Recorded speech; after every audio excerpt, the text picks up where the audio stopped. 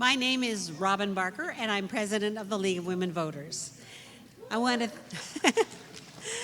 thank you all for coming this evening. We've got a really nice crowd, so thank you all. And I also want to thank all the volunteers who helped to put this together, both League members and students and staff of the Whatcom Community College. So many thanks to them.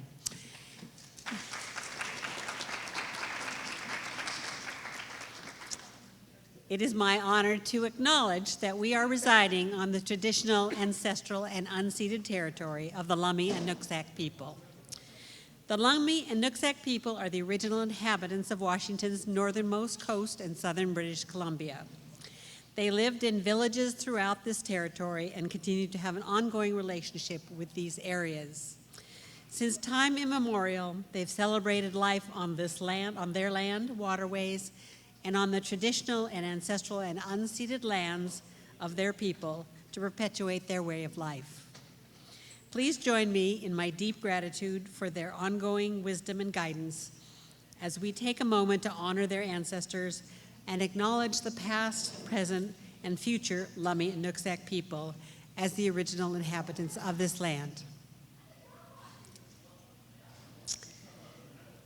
So now I'd like to turn over the program, the next part of the program, to Michael J. Michael J. is a past president of the League of Women Voters of Bellingham-Whatcom County and has facilitated studies and programs in the area of education.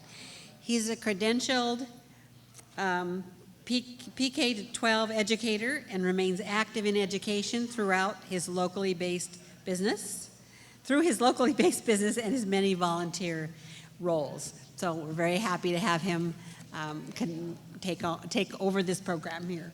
Thanks. Thanks, Robin, and thanks everybody who showed up this evening and stuck around after the pizza. So, although I see you're still working on it, so that's great. This evening is really in three separate parts. So the first part we're going to talk about how do primaries work or not work? And that's my commentary. The second section we'll be exploring reasons for and obstacles to voting. And then in the third section this evening, we'll be talking about can the current system be improved and what is needed this year to protect our democracy. So think about that sort of division of this. We have individual speakers speaking to particular issues, and we also have panels that'll speak to answer questions that were submitted or that you'll be submitting as well.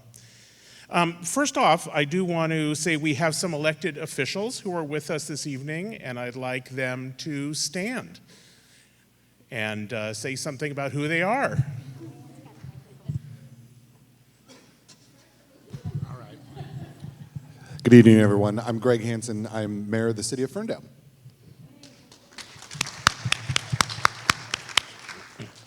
Hi, I'm Sharon Shoemake. I'm the state senator for the 42nd Legislative District, which you are standing in right now, so welcome.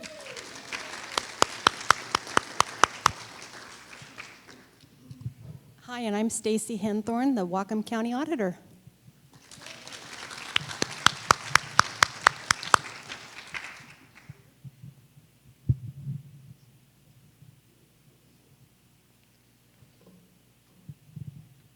Do we have others? Okay. I know we have others, but we'll come back to that. So during just a little bit about the rules and how we're going to be working today. Rules, I say that with a small r. One is that we're really going to try to stay on topic. I know it's really hard when we're talking about these kind of issues.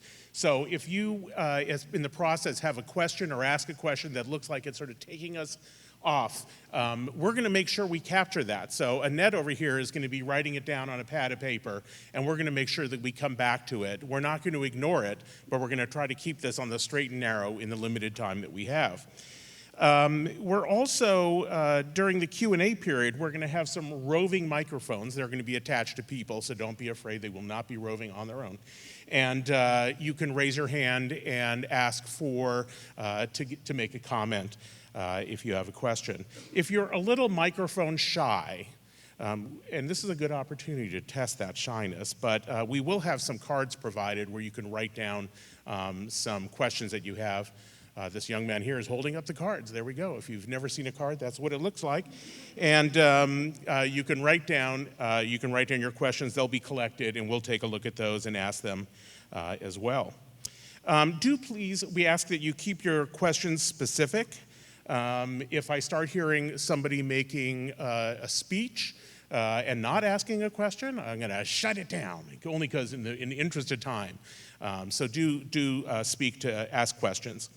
And some of us will be available after the program if you want to continue the conversation. So we know we're cramming this into a short period of time, but know that your excitement that gets built up from this program, we're going to give you a chance to continue that discussion with some of our panelists. So, making sure I haven't missed anything here, our first presentation, again, first section is about how do primaries work. In the first section, we're going to be talking about the presidential nomination process. And we have two speakers who are from here at Whatcom Community College who are going to be speaking to that. And those two individuals, and we probably should come up here and swap out computers then.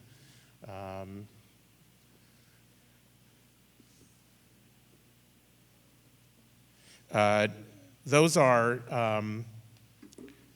Vivo, who is pursuing the International High School Diploma and an Associate in Arts and, Arts and Sciences degree at Whatcom Community College. He's an international student from Vietnam. Vi is involved in the student engagement team at the Office of Student Life and Development as an engagement team specialist. Jovanka Wong is currently a student at Whatcom Community College, serving on the Student Life and Engagement team, as well as being on the ASWCC Senate. Do you get it? Wonderful. So I'll go ahead and turn this over to them. Go ahead, you can move it over there.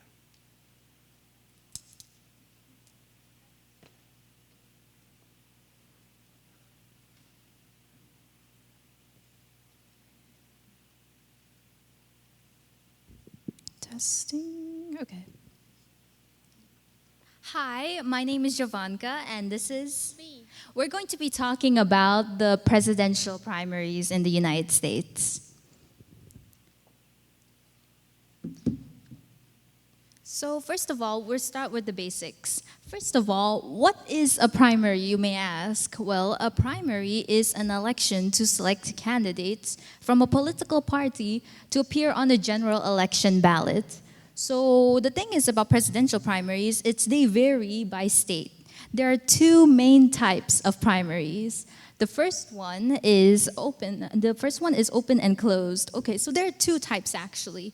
The closed ones, they can have only one person in the political party. So you have to be registered into it if you want to vote for them. But in the open, you can choose whatever political party you'd like. So if perhaps you're registered or not registered, it doesn't matter. Now finally are the caucuses. Caucuses are where political parties have like local elections and state elections where they make sure and they choose their candidates. This is where they just have their meetings. It doesn't really matter. Like, it's kind of different to primaries. It's not an actual like meeting that you would do in primaries we have right now. Then following that, we have so an actual explanation of what a presidential primary is when voters select the candidate to run in the general election in November. So usually, if you guys don't know, the general election usually happens in November. However, like we as voters would vote for the candidates, but the real election, like the real decision of what will become of the election, is up to the delegates and is not actually up to us. So following that, these are the Washington results. So if we see on the purple side, This is Joe Biden's. If you can see, there's the votes, and this is how many people voted for him. And you can see these delegates. These are the people who represent us. So these people will go to the national convention. And the thing is about the national convention is that that's where they will actually vote for the president. And if we see on the Republican side of the primaries, there are about 43, and those people will go and get their vote for the national convention. But the thing is, the delegates, they need to take an oath. So if perhaps these delegates are like from Joe Biden, like these 90 delegates, they have to take an oath to vote for Joe Biden. So in the election, there'll only be Joe Biden, like who they'll actually vote. And then maybe you'd be confused of like what uncommitted means. Like here we have uncommitted delegates, there are 2 of them. It just means that they're not, like you can't, like they don't take an oath. So it doesn't really matter of who they will vote in the national convention. It's up to them. So following that, we have the history, a short history of the presidential primaries. Then, first of all, it's the national party leaders. So this is where they actually decided. This is all a very short thing, but this is where the national members, they kind of, the congressmen and like the party leaders, they were the ones who kind of voted. And we as voters didn't really have much of a chance into it. It's only people with power. Then following that, we have the National Convention, which is from 1832 till 1912. This is when the convention got more of importance. You could say it's much more of a formal setting. And you can vote to nominate the candidate, but this is where, like, you know, the party members of political parties, they get much more inclusive into it. But you can't really, like, it's still not too much. So party members, like the people still with power, would still be somewhat of what more importance. Then the third one, the introduction of primaries and convention. This is the beginning of what we have currently. So people, they wanted their votes to be much more important. They wanted their voice to be shown. And this is when, during the 1912 till 1968, this is where their votes were still counted. And they wanted states to finally use them. So the thing about this is that there are only 12 states who actually used it throughout this era. So there were actually 20, but they kind of moved a bit and moved on. But like some states didn't like it and some states didn't, but fully it was just 12. Then finally, it's the prominence of primaries and convention era. This is the era we kind of have around now. This is where the prominence of it, you could just see it's much more prominent. Like around here, it's mostly all primaries. You can say in 42 states, it's all mostly mainly primaries. But in like the other 8 states, they might still use caucuses, which are just meetings for political parties. And until now, it's just about that much. So this may seem all like very confusing, but we have like a short video here which will show of what it actually is. Every 4 years, the Democrats and Republicans, they have these elaborate presidential nominating conventions. These events are basically political theater. Voters have already chosen the nominee. But until 1968, regular voters had no say in who their party nominated for president. In 1952, 1944, an ordinary voter would just tune in at the convention and say, oh, look who's being nominated. A few states had primaries, but they were basically meaningless. People called them beauty contests since they had no effect on the nomination. The state Republican and Democratic parties would send a group of voting representatives called delegates to the National Convention. Back then, the party bosses would basically tell the delegates under their control which candidate to nominate. And everybody else found out later, in the papers or on TV. And they thought that this was legitimate. By the way, there were no cries of illegitimacy. That is, until there were. What are you trying to strong-arm stuff? He's an elected delegate. The 1968 Democratic Convention got so crazy, so chaotic, that it paved the way for massive changes in how both parties picked their nominees. Behind the tumult was a growing divide between the Democratic Party and its voters. Liberals were furious with the incumbent President Lyndon Johnson over his support for the Vietnam War. So, two anti-war senators, Eugene McCarthy and Robert F. Kennedy, challenged Johnson for the nomination. I think the basic fact and the basic lesson, if we learned anything from Vietnam, is that we can't go in and straighten out all of the world with our own military force. And picked up primary votes throughout the spring. Johnson dropped out.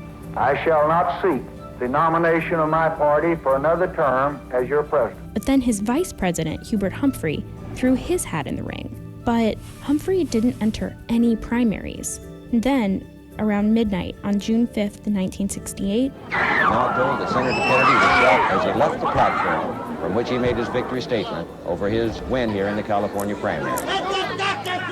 When the party gathered in August for its convention in Chicago, the delegates nominated Humphrey instead of McCarthy. I proudly accept the nomination of our party. They picked the pro-war candidate who hadn't even entered a single primary. And ordinary Democrats were stunned. They felt overruled by party bosses and backroom deals. One group, calling itself the Youth International Party, held its own convention where they nominated a 145-pound pig they named Pegasus. The protests, violence, and confusion all made the party look pretty bad. Humphrey ended up losing the general election to the Republican nominee, Richard Nixon. And afterwards, the Democrats realized that they needed to change the way they picked their nominee. So they made new rules to make the Democratic Party more, well, democratic. Voters in each state would vote in primaries or caucuses. Then at the convention, the delegates from that state would have to cast their ballots based on the results of those contests. The Republican Party made similar changes, and by 1980, primaries had replaced party bosses. So voters got a much bigger say. But is this system perfect? Not at all. Come back for... And that is it for the history of like whatever we have currently.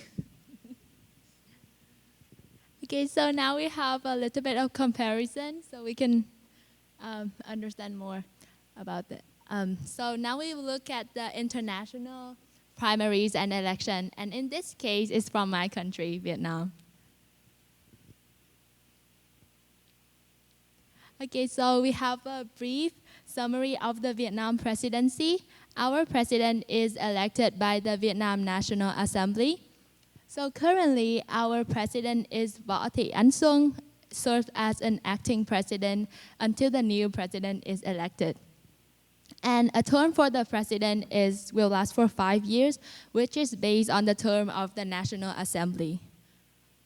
We just have one political party, which is the Communist Party. And here's the overview of the election process. So first, people will vote for the National Assembly, and then the National Assembly will vote for the president. So people don't vote for the president, but the National Assembly does. And we don't have primaries and presidential elections.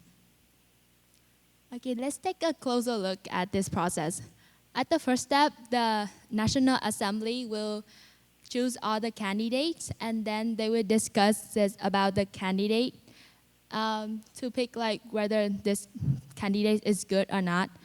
And then they will vote for the candidate through a secret ballot instead of a public vote. And then the president is elected and takes the oath. That's it. Thank you for listening.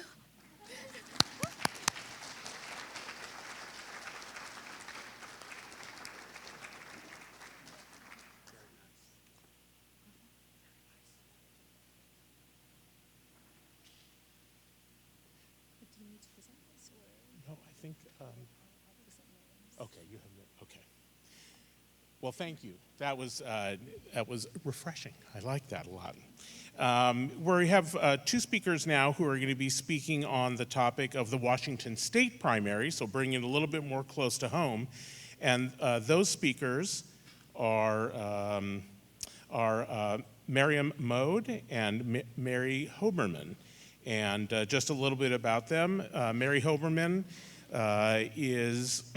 has been teaching at Whatcom Community College for over 25 years as history and political science faculty. Miriam Mode who is a Running Start student at Whatcom Community College, who is involved in student governance as the Associated Students of Whatcom Community College's Executive Vice President. Hail to the Vice President. Here we go.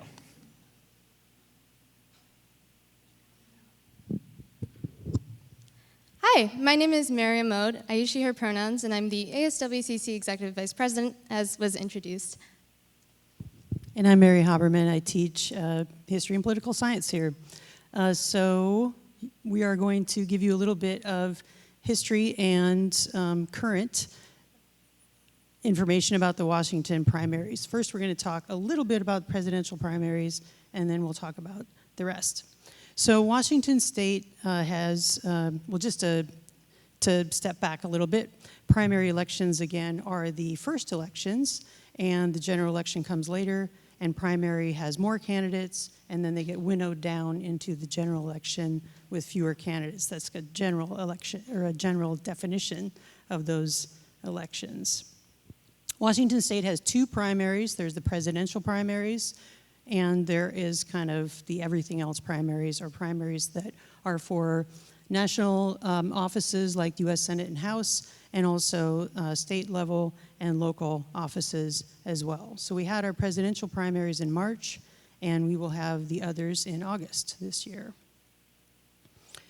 Washington's presidential primary, you don't register in Washington State as with a party. In some states you do. So in Washington State, however, this year and in 2020, we were required to take make a declaration on the outside of our ballot whether we wanted to be voting in the Democratic Party or the Republican Party primary. And you're basically declaring a temporary party preference. This is a public record for 60 days. And then the ballot looked like this, where you could either choose the Democratic or the Republican Party ballot, and it needed to match the outside of your envelope. We're going to talk about the other primary now, the top two primary. Watch a quick video and then hear a little bit more about it. In Washington is coming up on Tuesday. There are some big races at both the state and federal level. And including one that's definitely attracting a lot of national attention. Keep in mind that Washington is a... Sorry, we're going to start there. A top two primary state. So what is a top two primary? Well, the name goes a long way to describe it. Basically, all candidates from every party for an office appear in a single group on the ballot. The two candidates, regardless of party, who collect the highest number of votes then advance to the general election. That's on Tuesday, November 8th. So it's possible that there won't be a Democrat and a Republican in each race moving forward. Not only that, but for the primary, voters don't declare a party affiliation to vote. Washington was the first to adopt a top two primary back in 2008. So why do it this way? There are several reasons, including simplifying the general election ballot, preventing spoiler candidates, and increasing the power of voters by not just slotting in a Democrat or Republican. So now that we've been introduced and seen a little bit about how top two primaries work as a system, we can see how they apply to some sample ballots that we have here for other offices. So top two primaries currently are being used for offices other than the presidential primary. So here, for example, if we look at like U.S. Senator ballot, one of the biggest things I think that's important to note is that the candidates are not divided by their party. You can't really see a clear division of like here are the Republican candidates and here are the Democratic. Instead, it's a little section underneath their name. So that kind of places more like emphasis on the candidates themselves. So the way that it would work is that you would vote for your top candidate for each office. But also another thing is that since you don't have to declare which party you're voting in, you could vote for a Democratic senator and a Republican Secretary of State if you wanted to. So the top two, regardless of party, would move forward to the general election ballot, which you can see on the left. one thing that you can note is that not every party makes it to the general election ballot. It's only the top 2 that get the most votes. So we can start to look at how we ended up with this system, starting with blanket primaries. So the major difference here is that it's still similar to a top 2 where you could vote for any candidate, but the main thing to note is that it's not only 2 candidates that end up in the general election ballot, it's 1 candidate from every party. So that gives kind of a guarantee that every party will move forward. You also don't have to declare a party, so you could choose from any one of these options. And that was the system we had from 1935 to 2003. However, there was some controversy around this system, and parties ended up they started going to court saying that this infringed on their First Amendment of free association. So the reason why they started doing this is because if you think about it, their logic behind it was that if you don't have to declare a party, it kind of seems like anyone could end up voting in your party for your top candidate. So like, for example, if you had a club and you had like club members in there, instead of only the club members being able to vote for their president, anyone would be able to vote in that. So that was their logic behind it not being freedom of association. So because of that, this system was declared unconstitutional in 2003. So next, we moved to a brief period that only happened for a few months in 2004 of pick a party, which was very similar to the presidential primaries, where you would have to declare which party you want to vote in, and you'd only be able to vote in that party, as you can see in that graphic. So you'd either have to declare red or blue or green, and that's the only primary you could vote in. And finally, from 2004 to today, we start to see our top 2 primary system, which we've discussed a little bit, where Initiative 872 was passed in November of 2004. And again, parties still had found issue with this system, but this system was upheld and became the system that we currently use, where the top 2, regardless of party, would move forward and you could vote for any party. So finally, we just have a few pros and cons just to be able to understand it a little better. So some pros were that it leaves more options and flexibility for voters, which is what we've seen through not having to declare a party. And also, since you don't have to declare a party, you're not restricted to only that party's primaries. You can vote in any of them. And independents can participate more freely because, again, you don't have to declare your party. And for some more pros and cons, Mary. So the video mentioned spoiler candidates, and that would be a small party candidate that would maybe take away votes from one of the main party candidates, perhaps in the presidential election this year where we'll have Joe Biden and Donald Trump. We may have Robert Kennedy perhaps being a spoiler candidate who may siphon away some votes from Joe Biden and give Trump the win. But if we only have 2 candidates on the general election, then there's not a room for a third-party spoiler candidate.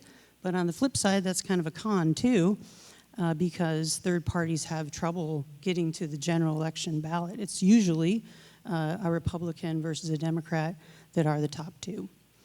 And another con Miriam also mentioned earlier is the possibility for interference. You know, maybe Republicans would pick a weaker Democratic candidate or vice versa if they had the option.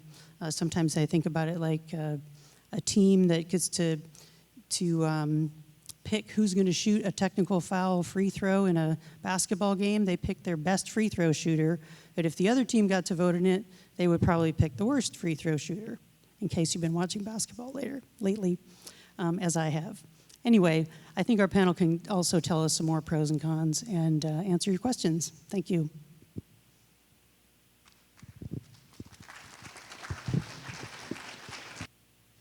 I'm going to go ahead and ask our next panelists to come up, and then I'll introduce them as we get going. Those panelists are Barbara Lewis, Kathy Kirschner, Doug Robertson, and Hans Nelson.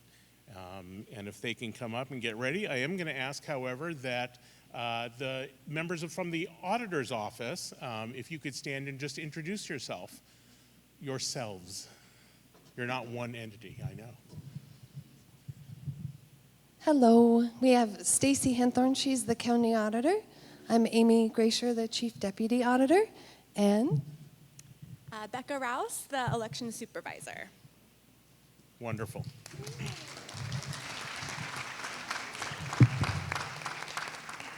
And if you have any questions about the validity of our electoral process here in Whatcom County, those are the people to talk to. And I guarantee you, you will walk away saying they could not be in better hands. So do take that opportunity. I just want to point out quickly from this slide that if you take a look at elections, the primaries always you get fewer voters than you do in the general elections. You can see that purple being general, and if you take a look at 2016 and 2020, you can see that you get far more individuals coming to vote, of course, in the presidential years. Interestingly enough, here's some other good stats. This is for the year 2020. That year, 4 elections. People do get a little tired sometimes with 4 elections, namely the 3 people we saw in the back. But if you look at record turnout here in Whatcom County and for that year, and again, I think that if you've got things for people to vote about and things they're engaged with, I think they'll come out and vote. But again, we'll discuss that a little bit right now. Let me introduce our panelists. Kathy Kirschner, there we go, works as an advocate for adults with developmental disabilities, served 2 terms on the Whatcom County Council, and chaired the Whatcom Republican Party. She retired from the U.S. Navy after 22 years of service. Barbara Lewis, wonderful, is a Lummi tribal member who raises funds and friends for the Northwest Indian College Foundation. She has served as chair of the Whatcom County Democratic Party and is currently a state committee member. Hans Nelson is a first-year student at Whatcom Community College who is pursuing an associate transfer degree. He is involved in student governance and leadership as an ASWCC senator and executive support coordinator. And lastly, Doug, who we'll be seeing on the next panel as well. Doug Robertson is an adjunct faculty member at Whatcom Community College teaching political science. Before joining the Whatcom Community College faculty, Doug practiced law for 30 years in the areas of real estate, real property, litigation, and business law. So let's go ahead and have a discussion here about the Whatcom State primaries. This is not so much scripted as if you have questions that you want to ask them about the primary process.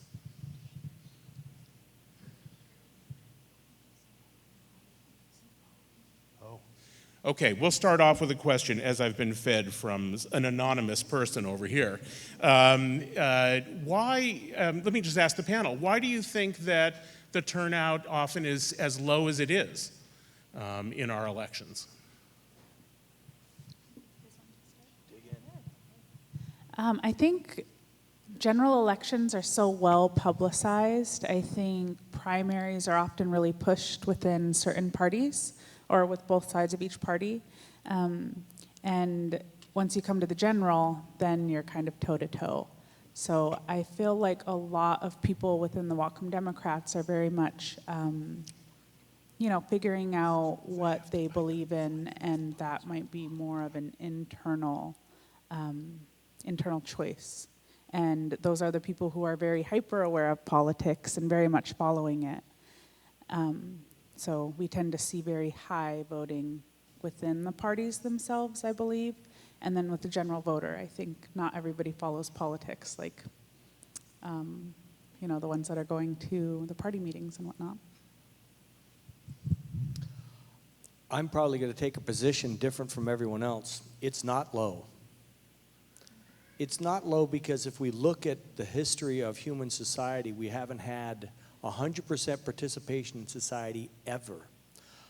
Other nations have different ratios, but when we look at voting age population and voting registered population, we're above 50, 60% in the general elections.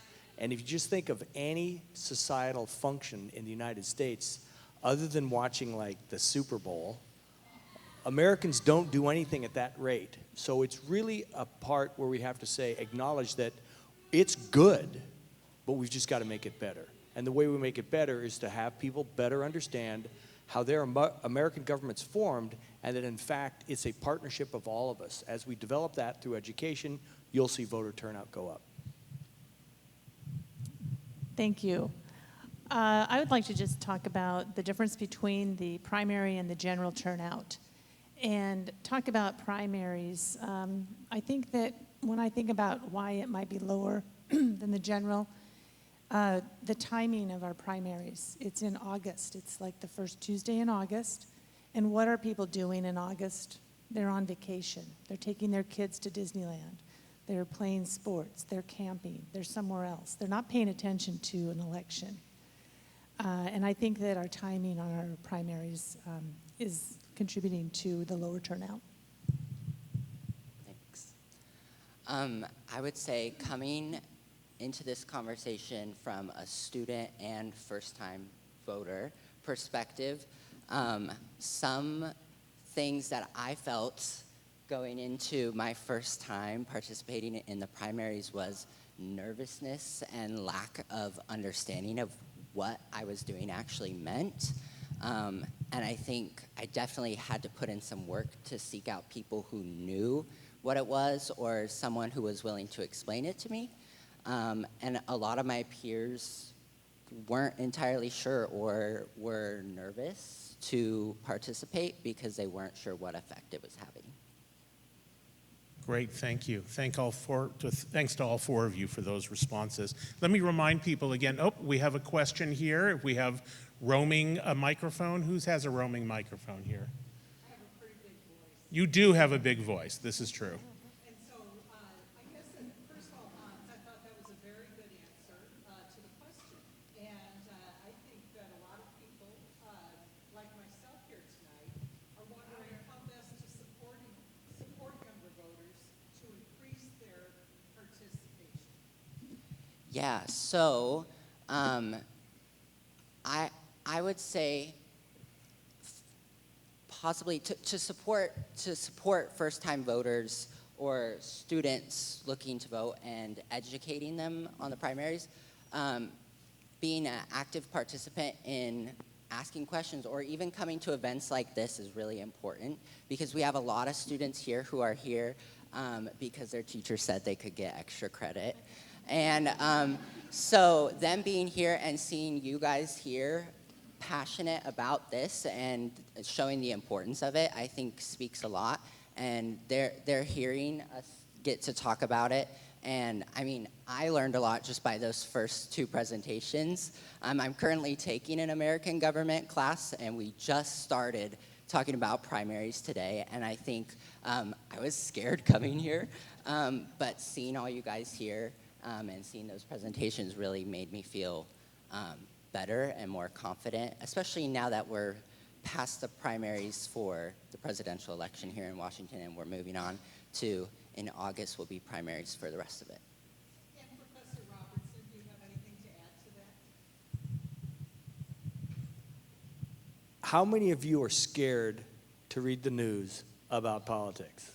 Okay, the whole mess, the House about the fights, that's one of the barriers we have to not just younger people voting, but all Americans voting because of the method that it's presented to us. So what Hans said about opening up and allowing some support about how to learn about it and peers and stuff, the same goes with us old folks. We've got to ask each other, instead of saying, do you believe this, and what's going on and what a mess, to say, how do we cut through all that stuff that Fox and CNN is selling us? How's the government affecting my life? Is it important? I better get involved. And that's really what Hans is saying at the same level of saying the government does affect your life. It can make it better or worse, so we better get involved. Kathy's got some good insight locally because she's led our local government. So if you're scared to read the news and you're scared maybe to vote in the primary, think about how scary it is to actually run for office and be the candidate on the primary ballot, and hope that all of you turn your ballots back in because you're hoping that, you're going to have enough votes to advance. I will say that candidates, the ones I know, and, Greg and Stacy are in here as well, we are always trying to figure out how to reach the voters that are your age, Hans. And we're trying to figure out what message do you need to hear and how to make it simple and where can we give free pizza away so you'll come and hear us talk, right? It's good to hear your perspective. Yeah. Don't forget, there are cards on your tables. If you have any questions you want to write down, please do that. I just want to thank you for being here, and thank you to all of you guys for being here too, because it definitely does mean a lot, and it shows the importance of getting out there and voting. So, yeah.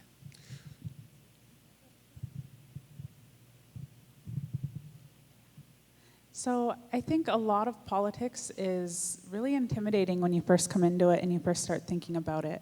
I think a lot of us suffer with indecision fatigue, and there are so many things on our ballots, especially the primaries. There's just many more decisions on there. But what I've come to realize being involved in politics over the years is that we can make such a big difference when things are local, and we have so much more of a voice and a connection with our leadership, and we can just come to an event and see people, and you start to realize that we have real people making real decisions in our communities. So I think once you start to think of, your local electeds or, the things on your ballot as something that's just being a good community member. I used to tell people that I did politics for fun, and that was one of my hobbies. And then one of my friends made a really good distinction for me, and they said, that isn't necessarily a hobby, it might be fun, but you're doing your civic duty, and that's what all of us should do. And I think if we frame it like that with, our current generation and the generations after us, that, everybody should be obligated to participate and learn how to do that just to be a good citizen and a good neighbor. There's a question in the back.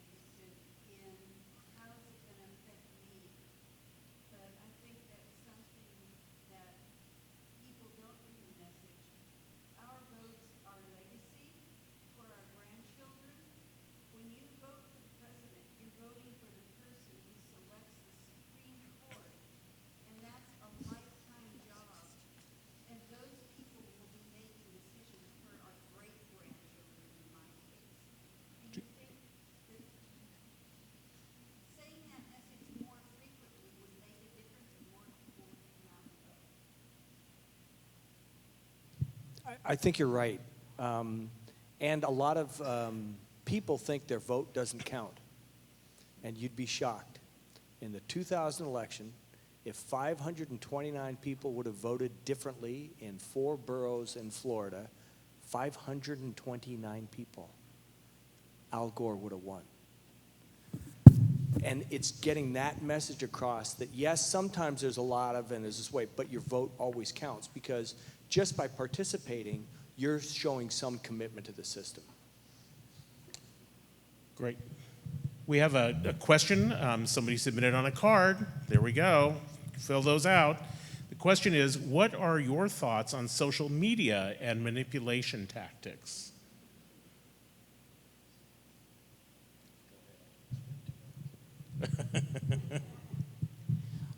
Well, I'll just start and say that it's not just social media, right? It's campaigns. It's the whole thing of manipulating the voters, right? It's important, I think, to honor and respect voters, to put information out that voters can understand, to put true and accurate information excuse me, out so that when people are making a choice for who they want to represent them, they are not being misled. I can't say that I think that that is our current system. I think that you have to be, as a voter, you have to be very, very astute to what you're seeing on TV, what you're hearing on radio, what you're finding in your mailbox, what you're seeing on social media, and ask questions. Call your candidates if you can. Email, reach out to them and ask them, because we live in a world of tons of information and some of it is not true. Anybody else? Oh, good. Yeah. Social media I've grown up with. It's been around since I had a phone when I was little, which is scary, the access that provides to information and misinformation. And I think especially when it comes to voting and politics that gets involved on social media, there's a lot of extra effort and education that you have to put into making sure you're finding good sources, or that you're not taking what you see as truth the first time you see it. And I also think the disconnect of the in-person connection that you can get discussing with people in real life versus online about politics can also, in my opinion, come with different outcomes. I definitely pay more attention, or I care more if it's something tangible, and when it gets onto social media, it can, I think, skew what I feel or think about something that I come across. Great. Okay. Where's that? Oh, there we go. All right, hello.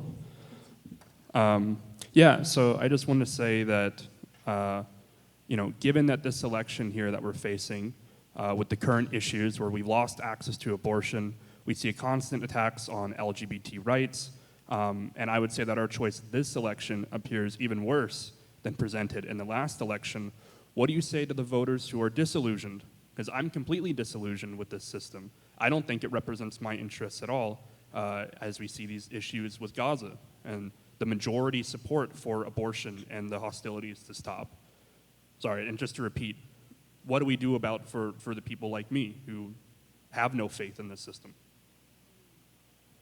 I'll go ahead and start that one.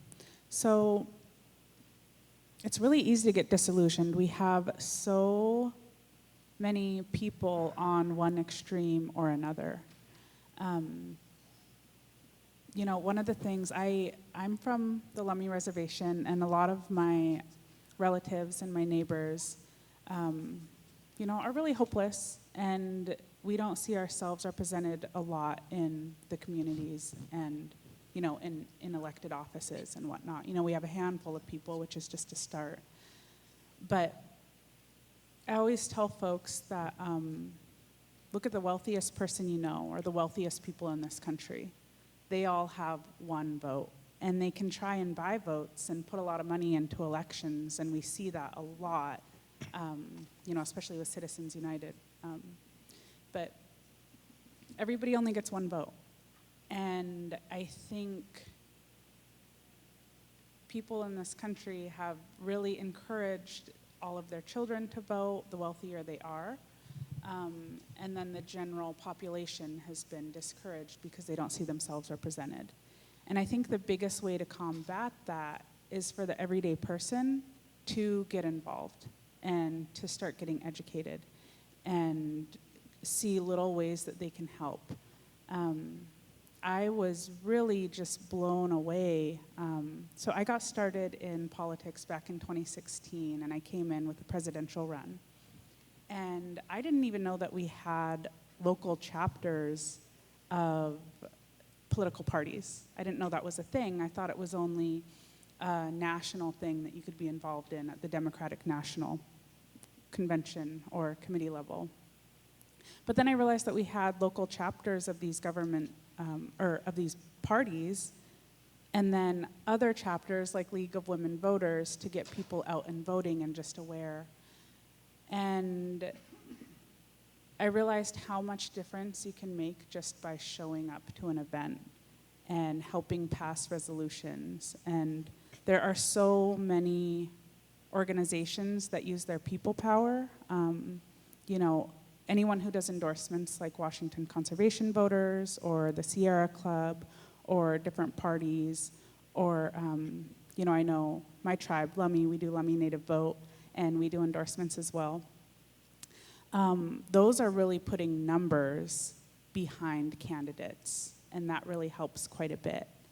And I really got involved with direct action, and when people would tell me that their vote doesn't matter, I'm like, okay, but you are one of roughly 100 people that I'm talking to today, and if every single person that I talked to that day voted, then that's 100 votes. And then if every single person that I talked to 10 people that day, that's 1,000 votes. So it really multiplies really quickly, kind of. It's not a great example, but one of my friends said that we're gonna spread like a virus. And so if you know, are really into voting, I have a contingent of roughly 20 people that I talk to every election cycle.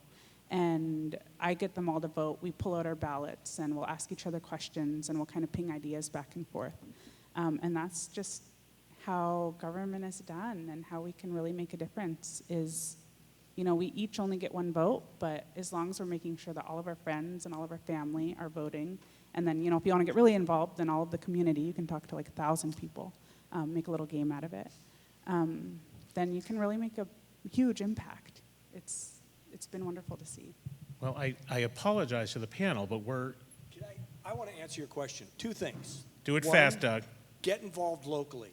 It is really impossible to have but I feel hopeless on the national level. Get involved locally because your local government has more of an impact. Go find out about Whatcom Democrats or Whatcom Republicans or the Whatcom. Find out and act locally. The second thing is, it's working.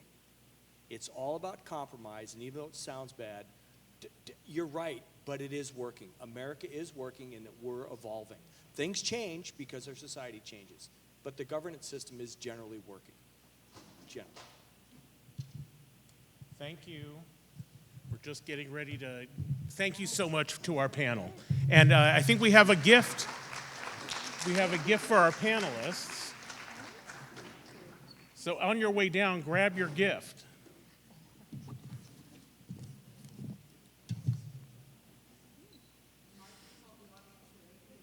Oh. So this is 52, yes, 52 women of Whatcom. I couldn't remember if it was particular. It's been a little while, but I think you can go ahead and get that at the bookstore in Fairhaven. So please do. It's an excellent book. So go ahead and grab that. We're going to be going now into taking a look at some alternatives for elections. This is Kit Muehlman. She's a league member and a visual artist and a yoga instructor. See, I didn't know all that. Who wants to see politics and government work better. And she is working hard. So I'll turn it over to you, Kit. Is this working? This is working? This is working. Awesome. Okay, great. So my name is Kit, and I was never very interested in politics. And then at one point, I was reading the newspapers, watching the news, and I was scared. Like they said, I was really frightened with what I was reading. And then I remembered that my brother, the previous summer, had told me about a different way of voting called ranked choice voting. And I saw how that could make a difference in politics. I saw that it's not just who wins, but it's the process of running for office and the conversation that people have during the campaign season. That, I mean, we have a lot of problems to solve, but I thought this is worth looking at. This is worth pursuing.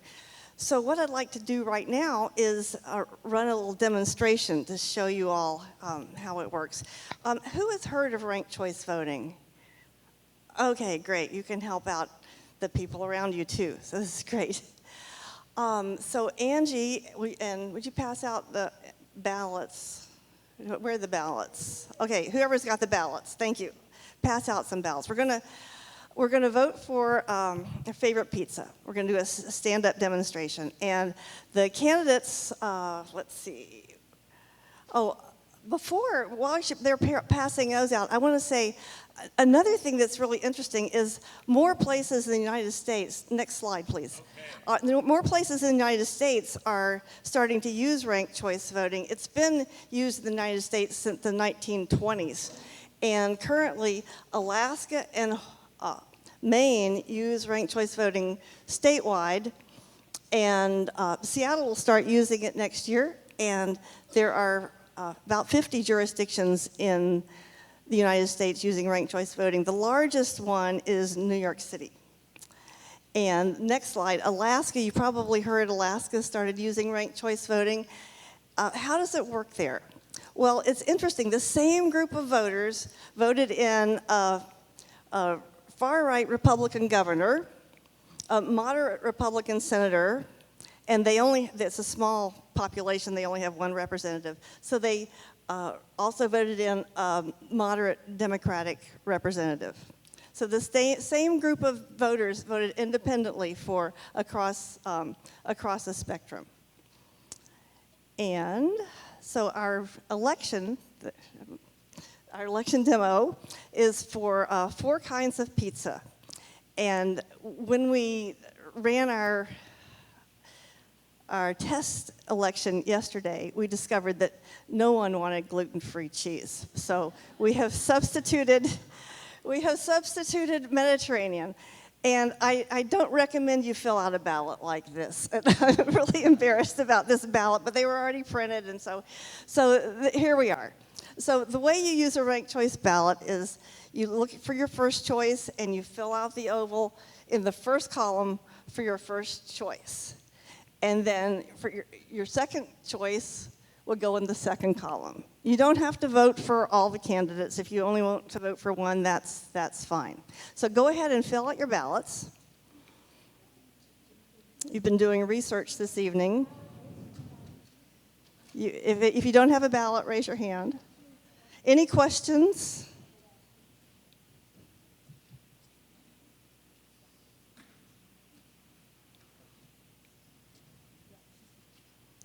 Okay, do you have we're ready with the tally? Do you want the spreadsheet? Yeah, we want the tally. Yeah, we're gonna keep track of it in a spreadsheet as well. Okay, has everybody filled out your ballots? All right, so if you have voted for cheese pizza, will you please stand up? And for number 1, yeah. And you don't have to, if you want to stay seated, that's fine too. But if you voted for cheese pizza for your first choice, will you please stand up and go over to here. There's 2, 3, okay, 4. Cheese, if you voted for cheese pizza as your first choice, please stand over here. And the next candidate is pepperoni. If you voted for pepperoni as your first choice, please go over to the pepperoni sign and someone hold it up high and proud. Okay, we got a good crowd for pepperoni. And the next pizza if you voted for Mediterranean for your first choice, would you please go stand with the Mediterranean group? This is sort of like a caucus.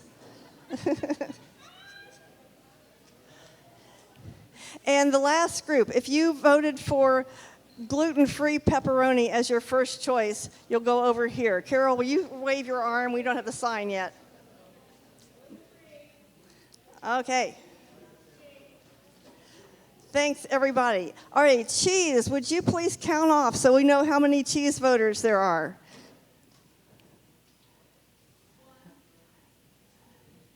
I'm just trying to make it bigger.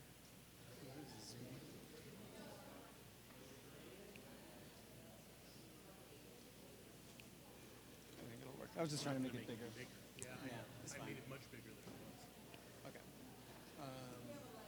11 cheese voters. Okay, 11 cheese 12 cheese voters. Okay, pepperoni, I want you to be really organized and count off.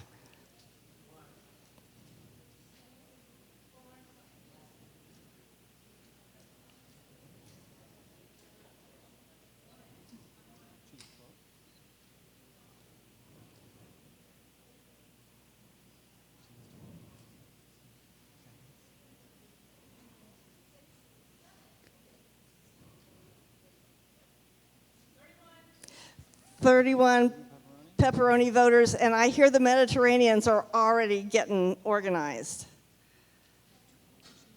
Yes.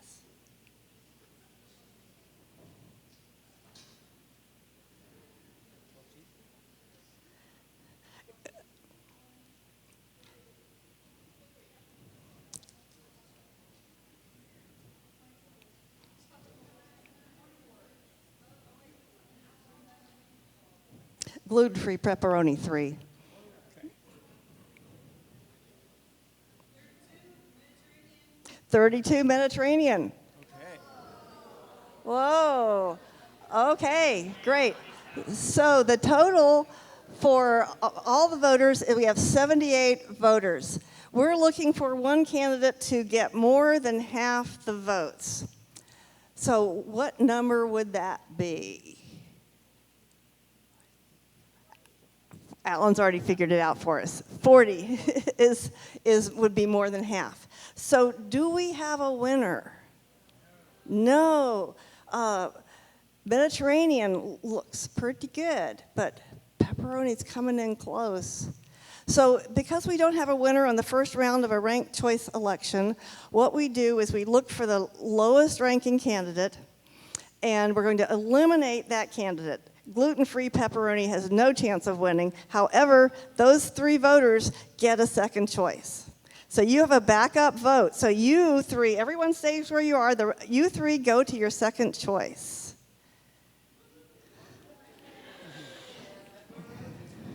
Okay. Mediterranean got 1. Pepperoni got 1. And Did one sit down? did you have a second choice? Cheese? Okay. They all got 1 more vote. Thank you, Alan. So you see what happened. We subtracted the 3 votes from gluten-free pepperoni and added their second choice, those 3 people's second choice to the tally. So now, do we have a winner? No, we still don't have no one's reached the winning threshold of 40. So we're going to go to another round. So we look for the lowest ranking candidate, which, sorry, cheese. The cheese pizza is eliminated. However, though your voter, you still get another vote. You get another choice. You still only get 1 vote, but your vote can now move to your next choice. So we'll see what happens.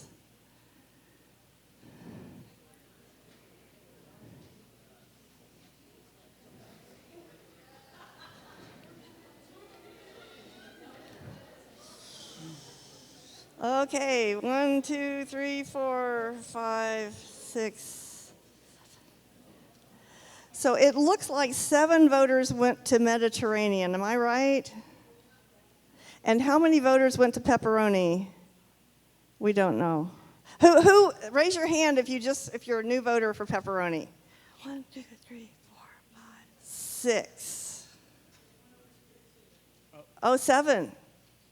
So. That's too many. Yeah, the total, okay, who is a new voter or now just joined Mediterranean?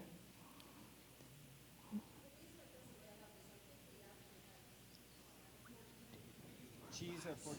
7. I believe that. Okay, so it looked like 7, we got 7 went to each, right? Yeah. Is that right? So this is where we need the auditor's office to help us with this now. Yeah, see, the election officials do an amazing job. We're just doing some real basic stuff. 13 originally, cheese? Okay. 14 original. 14 originally, because we got 7 additional in each. Okay.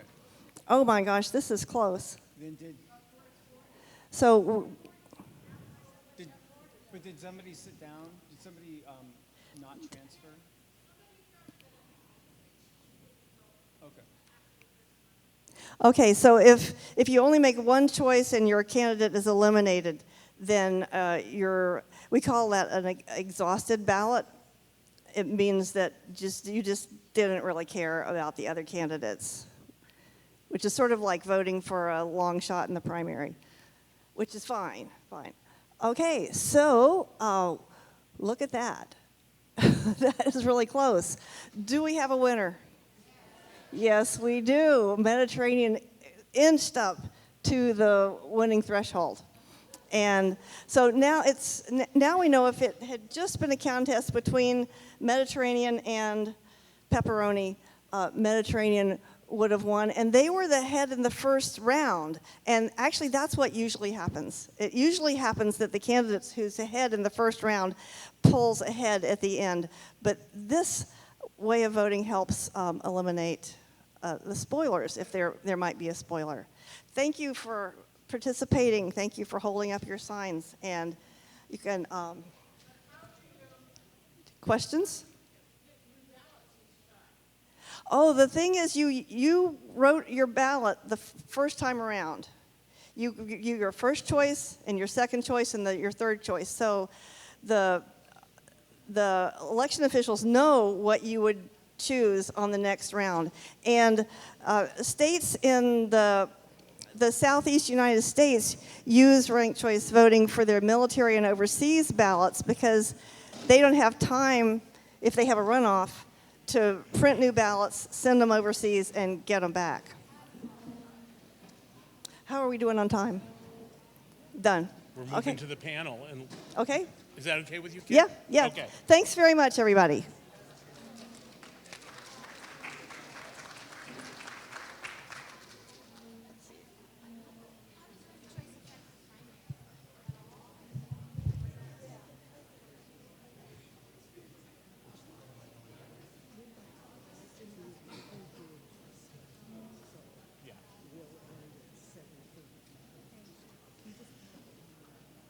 Our next panelists.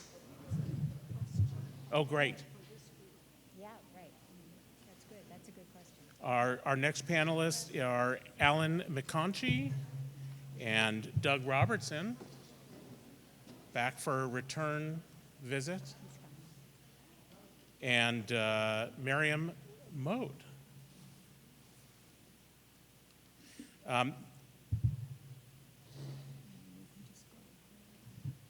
We already got a question, actually, for this panel.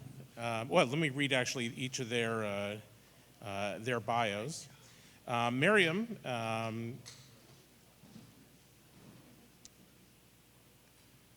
we've already mentioned, actually. We read Miriam. She's a Running Start student at Whatcom Community College, involved in student governance.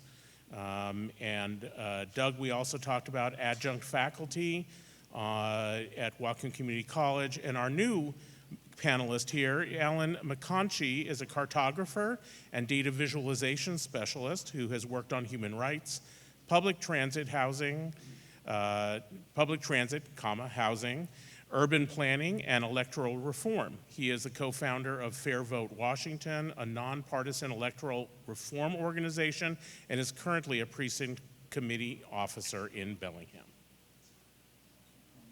No, somebody else's phone. Okay. Juggling it all. So we already have a question that actually came from the audience, which is, how might the new ranked choice initiative affect the primaries? And you've got mics there? Yes, we do. I'm not sure what new ranked choice voting, or just in general, what is ranked choice voting is a new idea. Yeah, I think that's okay. What was the intention. Well, I mean, basically, we can think about what do we expect a primary to do? A primary is to take a large field of candidates, narrow it down so that you don't have a bunch of people all running in the general election. And the idea is voters who vote in the primary have a bunch of options, and then when you get to the general election, maybe your favorite is gone, That's why we have a general election, so we can see those people who might have had a different preference, who they will vote for in the end. Well, we don't have to do that in 2 separate elections. We could do that in 1 election if we get all that information on the ballot when we are voting one time. So like just like these demo ballots that we have right here, instead of picking just one candidate, you say in advance who you would vote for after your favorite gets eliminated. Ranked choice voting can completely replace primaries in a lot of cases, or you could use it to narrow down the field. Instead of just a top 2, you could narrow it down to 4 or 5. That's a lot of the proposals will maybe still have a primary in the case of a really large field. But yeah, it's basically doing the same effect as having a primary election, but saves time, saves budget for our auditor's office, makes campaigns a little bit cheaper, and it makes the election campaign a little bit shorter. So same concept, but you can do it all at once. And another word you might have heard, another phrase for ranked choice voting is often, it's called instant runoff voting, is another term that is used to be in more common. So it's like having a runoff, but it happens instantaneously. I think if I understand ranked choice voting correctly from that demonstration, it might help alleviate the fear of not wanting to vote for your favorite because you don't think that they're going to get in. If you have that ranked choice where you can rank for your second, I think that will help encourage people to vote for who they really want to and not just, oh, who can I get onto the ballot? So I think that's one way that having ranked choice would help.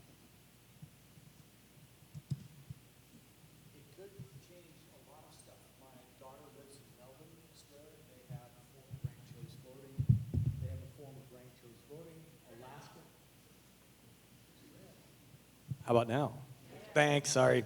Alaska just adopted ranked choice voting, and it was said it could be done 2 different ways. One is you put in 1 ballot and you say this is it and that's what I'd vote the next time. Oftentimes there would be a series of ballots, so you just start voting in October and then you keep going until you get 40 people voting for Mediterranean pizza. I think one real positive impact this could have is to change the type of dialogue that happens during the vote, because if like the 3 of us are running and I know I may not win first, but I can't be a schmuck because I don't want to be third. And so that could be one of the biggest changes it could present to our electoral process.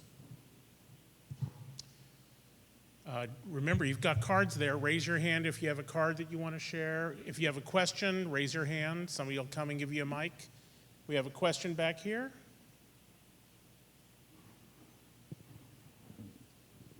I apologize that is this on? Can you hear me? I apologize, it's not a question. In Maine, I did vote in ranked choice voting, and the Republican candidate got the most number of votes in the first round, and he lost in the second. He objected profusely, but he was not able to change the vote, so it worked.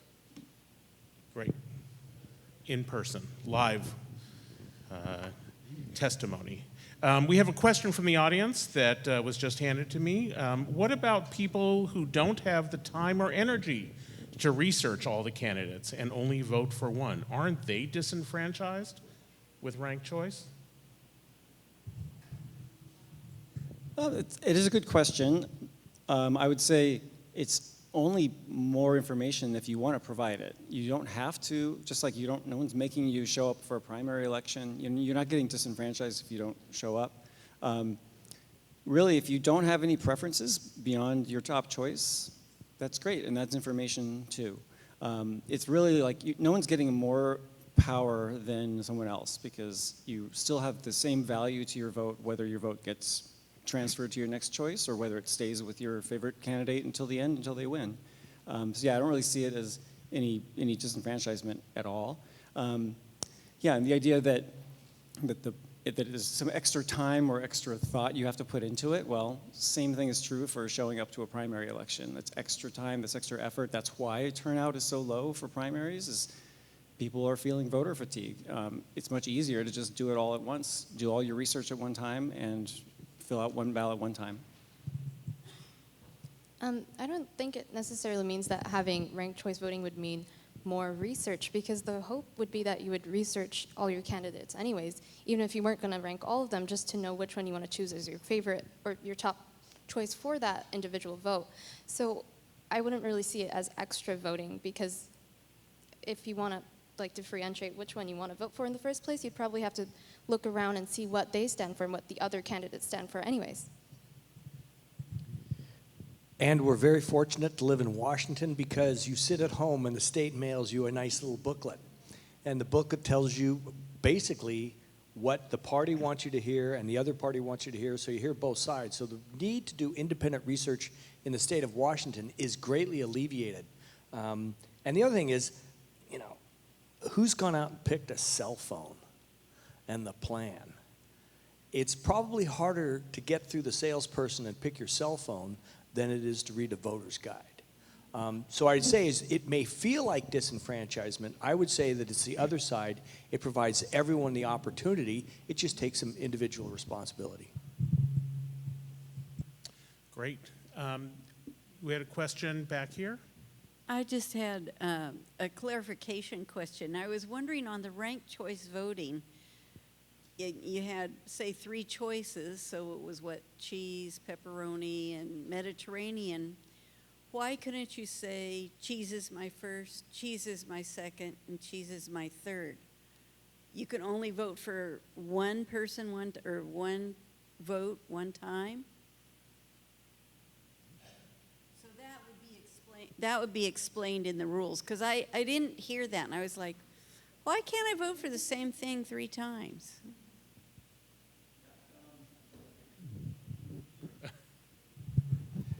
Yeah, obviously it's a new system for a lot of people, and you just have to make sure that the instructions are clearly spelled out. But we've seen that you can have bad ballot design even for our current system. If those of us who remember the 2000 election, and like the way the Florida ballot was designed, people were following the arrow in the wrong spot, and like you can always have bad ballot design in any system. But yeah, there are other methods of voting where you might be allowed to put multiple votes onto a single candidate, but that's not really what is being proposed in most of these discussions. So yeah. My question, Alan, was couldn't I just pick the pepperoni off of the pepperoni pizza and have cheese? Maybe that doesn't work with people quite as easily. I wish I could pick off the unpleasant positions for some of my candidates, yeah. Other questions? I have some that were handed to me. They're not about ranked choice, but we can certainly go into these. One is, can you, all 3 of you, clarify how the delegates apply or make an impact with their votes after the convention? And let's just take that, just a little bit about that delegate process. How do people apply for that, and how do they influence things? That's an important distinction, in that the presidential primary is not an election, because we do not vote for our president. We vote for electoral college representatives. The electoral college votes for the president. So it's the state adopting a party process. The Democrats come up and say, do it this way. The Republicans say, do it this way. And that's how they pick the delegates. So people apply in their local precinct, I want to be a delegate. And through their own, the GOP and the Democrats do it 2 different ways. They vet the people they want as delegates, and if you paid your dues and gone to the party meetings, you're probably going to get up there. And then you are then selected as possible delegates in your area, and I have to identify, I'm going to be for Trump, and you're going to be for Nikki Haley, and you're going to be uncommitted. Well, Republicans don't have uncommitted, so you're going to be Chris Christie. We go into the party saying, I want to be a delegate for this person, and we wait for the vote. At the end of the primary, Don Trump won most, so I get to go. And Chris Christie got none, you don't get to go. We then go to the state convention. At the state convention, we start setting up the, GOP platform. And then we move from there to the national convention, which each party holds in the summer. At the national convention, each delegate is bound. One is called, I forget the name, bounded. The other one's committed. You're supposed to vote for the candidate for whom you were voted in. So since I came from Whatcom County and I was a delegate for Trump, I've got to vote for Trump. It's a party. So it's party rules that control all of that, and these have changed drastically over the last 20 years. You remember the big fight about super delegates and how Bernie Sanders his whole campaign was really frustrated with that. So these are constantly changing. It's a party process. The state of Washington has no control over it. And that's because the presidential election is totally different than all of the other state and local elections. I hope I didn't confuse you too much on that. There's a nice little sort of bridge question that takes us back to ranked choice, and that is, how would ranked choice voting affect the Electoral College?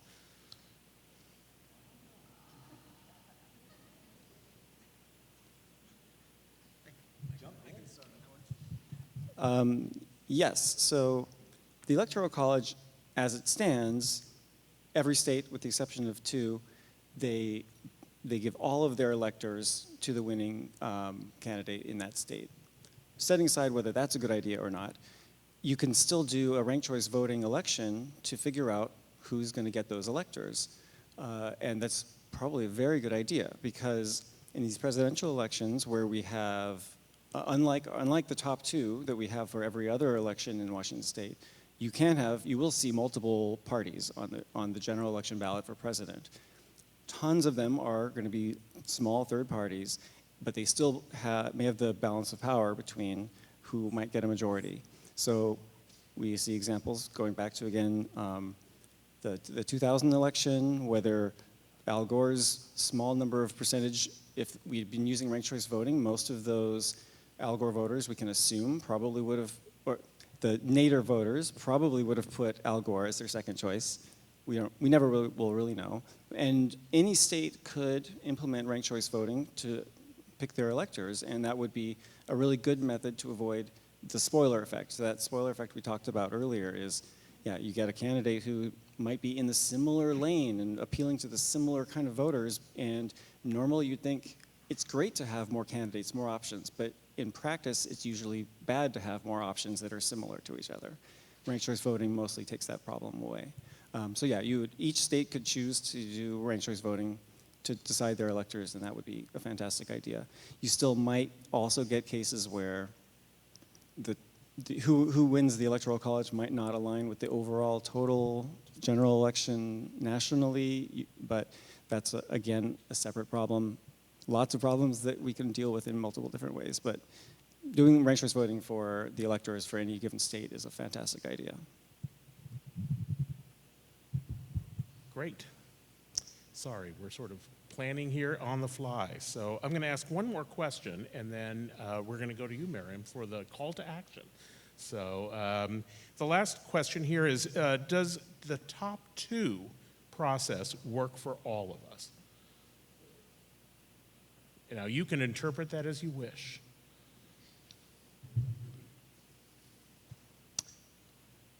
Hopefully, anyone that's been in my American government class knows that politics is simply the process by which social conflict is resolved and scarce resources are allocated.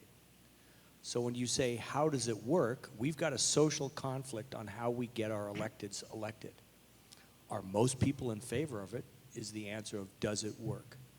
It may not work for me, but it works for, let's say, 348 other million Americans. Then we have to say, in a democracy, that's working.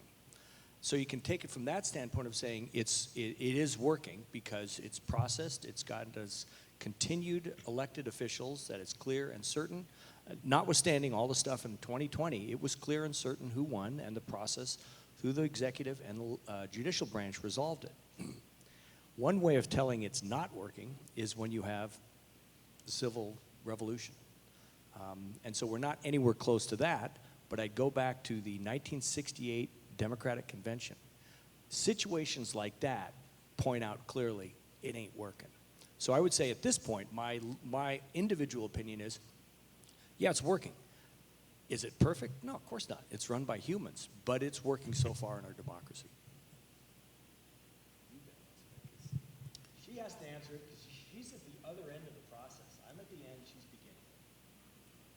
Well, from what we've seen in the presentation, top 2 did come from an initiative. So that shows that there has been a significant amount of people who think that this would work, and it's still stayed. So that, again, like what you said, it's really up to are people still in favor of it? And it's continued to work for us. And I would say, like, the biggest thing about it that I would note is just how it's not a guarantee for any party. So that could go either way. Maybe you could think that that's working, or maybe that's not working, maybe that's fair or not. That's just something that's pretty unique about it and something to note. Yeah, I'll also take this chance to take a step back to interpret it more broadly. Like, I think given the system that we have and the system we've had in the US for 200 years, the top 2 is really quite good. And we have it really good here in Washington and in Whatcom County. And I think ranked choice voting would be one step further in a good direction. But when we think about the system that we have was created by people 200 years ago who had never seen another functioning democracy. They did a great job creating something from scratch. You wouldn't make it that way today if you were to create a democracy from scratch. And one of the key things that gets to one of the other earlier questions about feeling alienated from the process and feeling like, really turned off by kind of partisanship, it's this 2-party system we have is fundamentally flawed. Most other countries have multiple parties. And when you think about whether the system works for us as people, there's so many different perspectives, even in this room, that are not reflected and can't be fit into 2-party boxes. So it would be a whole other session to talk about proportional representation, but dig into what proportional representation could look like. Whenever we have a legislative body, it should have more than 2 parties. It should have so many diverse parties that have to form coalitions and debate and discuss, and that's what we really ought to see. When we're electing an individual, a governor, a president, we kind of can't have that, but whenever we can, I'd like to see way more parties, and we need systems that will make that possible. So Miriam, maybe you can share with us your call to action for attendees here. Well, I guess what I wanted to say, just to wrap things up, is first of all, thank you to everyone for coming out and everyone who put in so much effort to help run this event. And I would just say that having people here and seeing everyone here is always the right step. So even when we feel like we're losing hope in our system or we don't feel like it's working well, having that community around civic engagement that we've seen is quite strong in Whatcom County. And I was surprised when I came here and found out that there are so many people who are willing to come out and hear about all like a 2-hour session about voting. That's really awesome, and I don't think that's in every place. So just keeping that in mind and keeping that we're still a strong community together, we can continue to improve our systems and reflect on them, and we can continue to have a strong voice. So thank you to everyone.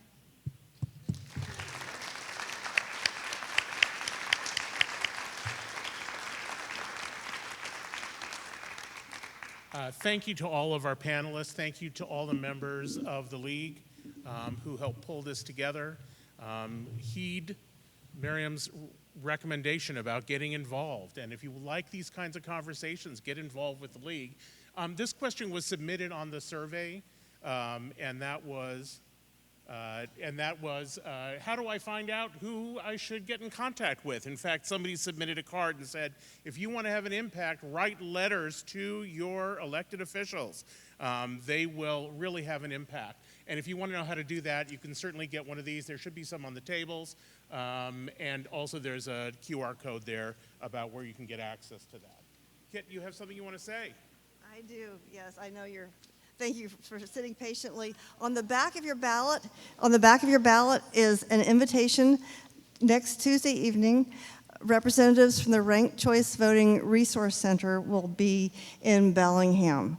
These people are from North Carolina. The Ranked Choice Voting Resource Center was founded by former election officials. These people advise election officials all over the country on implementing an education for ranked choice voting. So it's on the back of your ballot. Thank you. Thanks, everybody.